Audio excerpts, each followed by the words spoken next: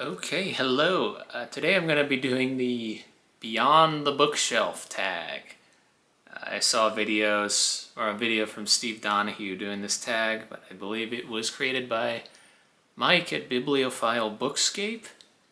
And there are 8 questions, and this is a under the hood booktuber tag where it's not about books, and hence the title Beyond the Bookshelf. It's about other parts of our lives that are not dedicated to books. That is, the boring parts of life.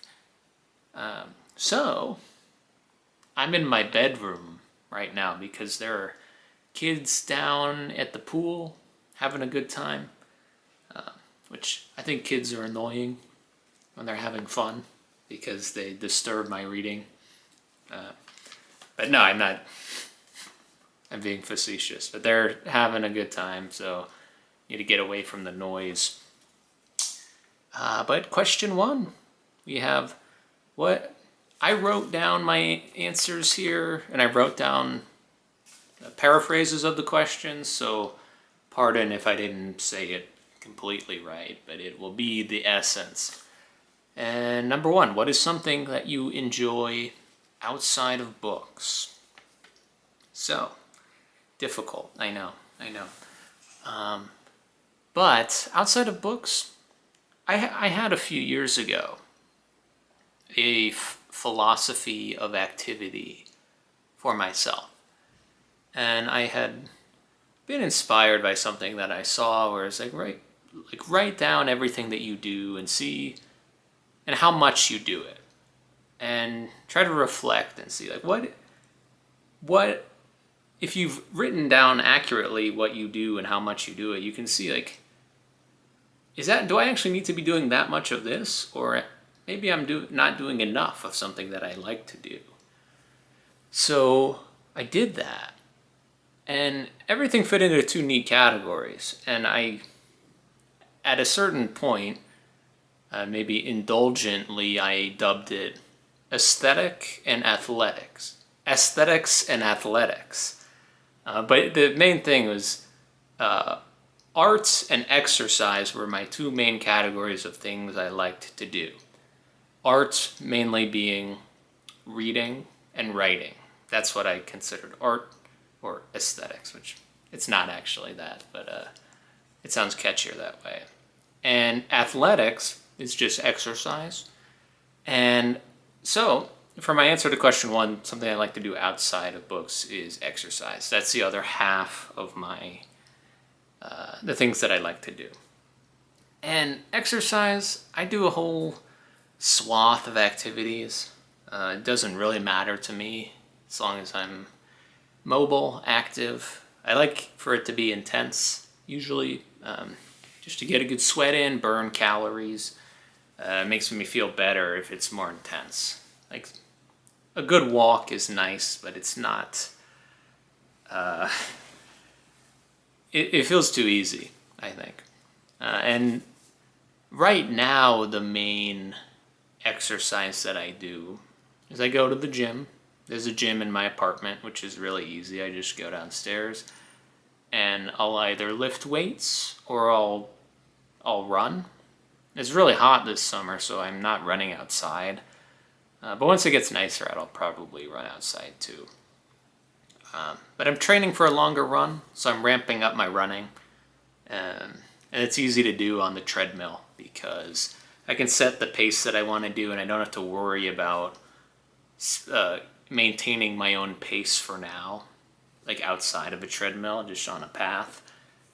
So I can figure out where I'm at.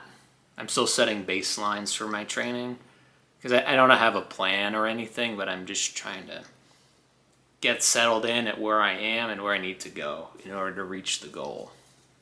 But yeah, that's the gym. Other than that, I do softball a couple times a week, recreational softball. That's, 1, it's fun. I like to play softball, but 2, it's one of my only social activities that I regularly do. So that's fun as well, getting to meet new people and playing with people that I got to know through these leagues. So that's a lot of fun as well. So I enjoyed that. I used to do mixed martial arts. I trained for 2 or so years in Muay Thai. Got all the way up to the sparring level, did that for a few months, and then I didn't lose interest, but I decided I wasn't gonna pay for another year, and I didn't feel like driving over there all the time. It was just felt less convenient once I had moved to a different place. So I stopped doing Muay Thai, but there is a punching bag now in my new apartment in the gym that I still use my MMA gloves and I have my hand wraps. So I've been getting back into that. I don't think I'm going to sign up for MMA again. But I have a nice baseline talent or set of skills where I feel comfortable still when I go against the bag. Like, I know my reflexes in sensing punches or kicks coming at me might not be the best now, but that's something that I enjoy as well. So the answer to question one, any type of exercise. When I was living at my prior house this past year, there was a basketball hoop in the backyard, so I would play basketball almost every day. And I enjoyed that as well, but now it's harder. I'm a man of convenience. So I don't care what I do, as long as it's convenient. And the gym is convenient. Well, softball's not convenient. I have to drive across town, but I'm usually a man of convenience. So that was question one. Question two, what is one small thing that brings you happiness? I think in everyday life was the full question. And I was thinking about this, and I was trying not to make it reading related, but I wrote down kofefe. So I think having a coffee every day brings me happiness. Something to energize me and charge me up. I guess caffeine is a drug, so I'm saying the only thing that brings me happiness is a drug. Just kidding. But yeah, I like having my coffee. I don't have a set routine or anything. Sometimes I'll just drink cold brew straight up. Sometimes I'll go to a coffee shop, get a nice coffee. I don't usually go for lattes or anything too crazy, or sometimes I'll just make my own with milk and sugar. But yeah, coffee guy, so coffee brings me happiness.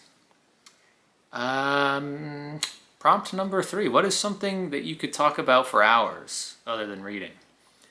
And I'm not a talker. I don't really like to talk. Other than when I'm doing videos, I'll talk. But I'm semi-misanthropic.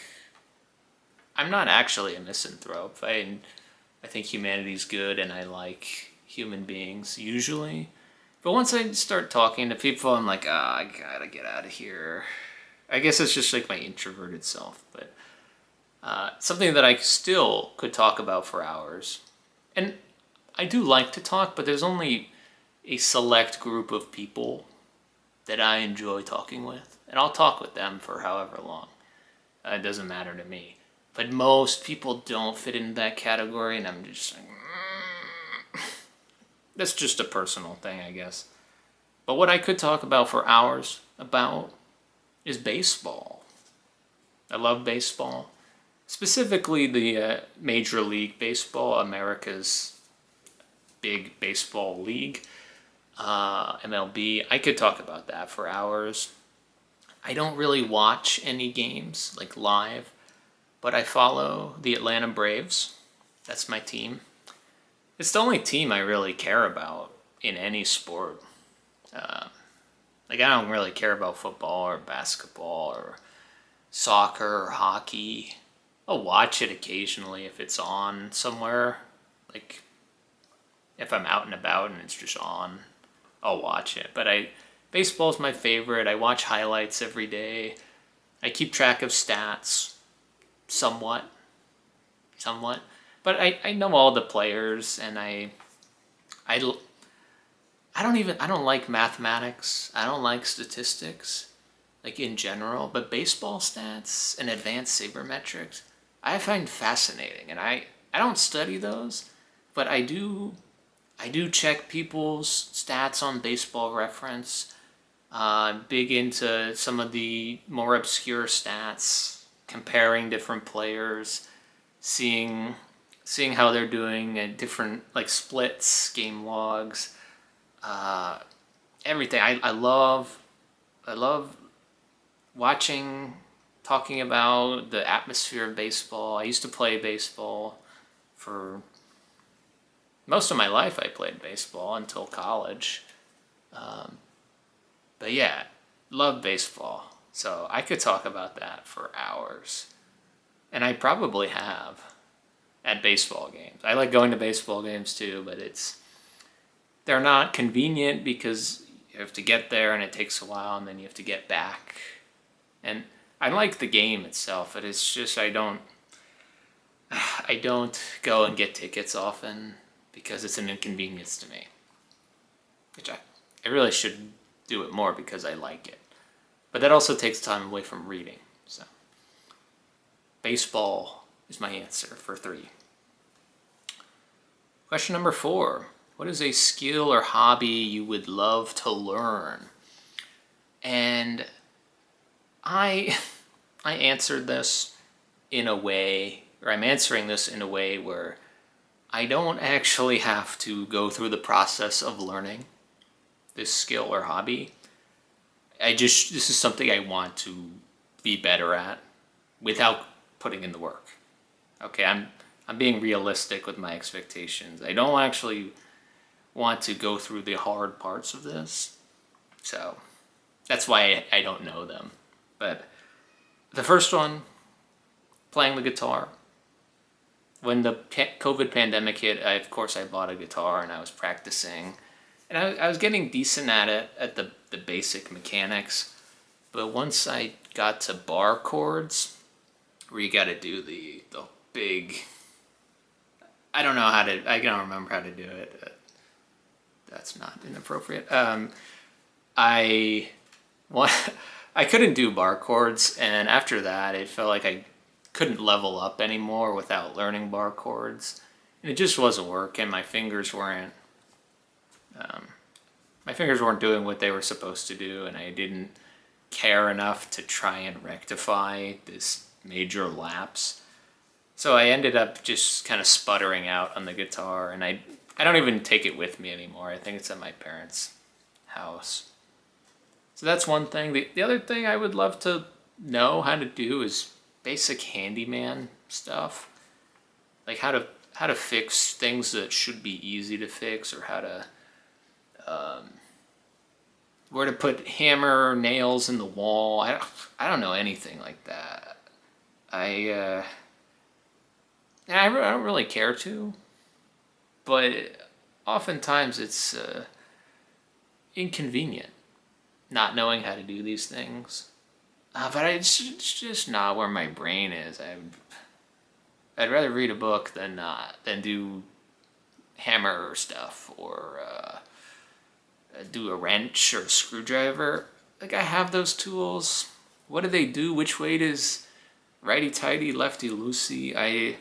I know that, but that's something I'm like, I should know that. But yeah. Those are the things I would like to know. Question number 5. What is one thing you think everyone should experience at least once in their life? And for this, I might have an unconventional answer, but this goes back to my days doing MMA, or Muay Thai. I did Muay Thai. I think everybody should experience getting punched in the face once in their life. It is a strange and humbling and, of course, jarring experience. And I'm not talking about in a street fight or go up and provoke somebody out in public into punching you in the face. I'm saying this should be a controlled environment. You should be wearing a mouth guard. The other person should be wearing boxing gloves or something like that. But once you are punched in the face for the first time, I feel like things kind of change. Your your vision alters, and not in the way that you're seeing stars or anything, but it's something that at first it feels so foreign, and it makes you remember that you are a human being made of flesh and blood and bones, and it's an uncomfortable experience, especially at first. Um, and that's why I think everybody should experience that once. You don't have to do a martial art or anything, a boxing, anything like that. But I don't know how that would even get set up, or you could just get a one-time punch in the face. But it's weird. It's weird, and it.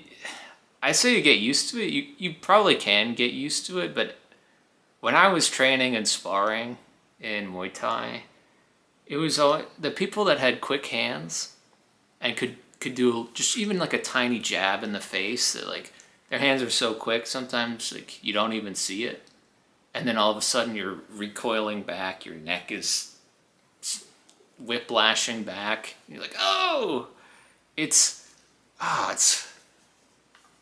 it's not frightening, but it's unique. I think that would be good for everybody to get humbled in that way. Not in a real fight.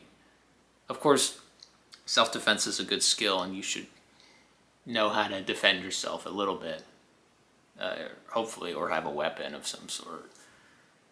But yeah, don't go starting fights in public. I I was I think the first time I got punched in the face, it was a sucker punch, unprovoked. It was unconsensual on my part. I was not expecting that, and it was it hurt. It hurt. But that was handled not by myself, but that was handled. And yeah, it's so weird, such a weird experience. But yeah, everybody should get punched in the face once. Question number 6. I had a little difficulty with this one, but what is a movie or TV show you can rewatch anytime or endlessly, however? And I'm not a big watcher of things. I don't own a TV. I used to watch things a lot before I got back into reading, of course. But there's not much that I do. I've watched a lot of movies in my life. I like movies better than television because they're shorter. TV, you have to invest a ton of time in if you want to actually finish the story. But a movie, it's usually 2 hours and you're done. So I picked out 2 television shows, or 2 seasons of television shows that I used to really like, and I'm sure I would still enjoy them. Not because they're any high-class cinema or anything, but there's something about them that I just really liked. The first one being the first season. Well, before I say these, it's funny because I didn't like season 2 of either of these shows. But the first season of The Punisher with Jon Bernthal, I watched it when it was on Netflix, and they got rid of it on Netflix when I still had Netflix. I kept trying to rewatch it, but I think it migrated to Disney Plus, which I didn't have. But I love that season of The Punisher. I think it's great. And also the first season of Altered Carbon, starring Joel Kinnaman. I've read the Altered Carbon book. It's not bad. It's a kind of like a cyberpunk noir story with cloning elements and yeah, science fiction. It's a decent book by oh my gosh, not James Rollins. Richard K. Morgan. Richard K. Morgan. But yeah, the first season, Joel Kinnaman, he's fine. He's not very good, but I think it's just the atmosphere of the world that was really good. really good. And the backstories, learning about Takeshi Kovacs and how cloning and the stacks in your cervical spine work, and the fact that you can transfer consciousnesses into different bodies. Really interesting how they made that show on the screen. So I really liked that season. And then the Anthony Mackie season 2, I didn't think it was good, and I didn't even finish it. They just... I can't say they lost the plot, because they finished the plot of the first book, but they lost the plot of what was going on, I think. So those are the 2 shows. Movies, I don't know. I could watch any movie again. Like seeing reruns when I was a kid on cable TV, I would just endlessly rewatch things I'd already watched. Lord of the Rings, that trilogy is great, of course. In terms of a comedy, I love The Hangover.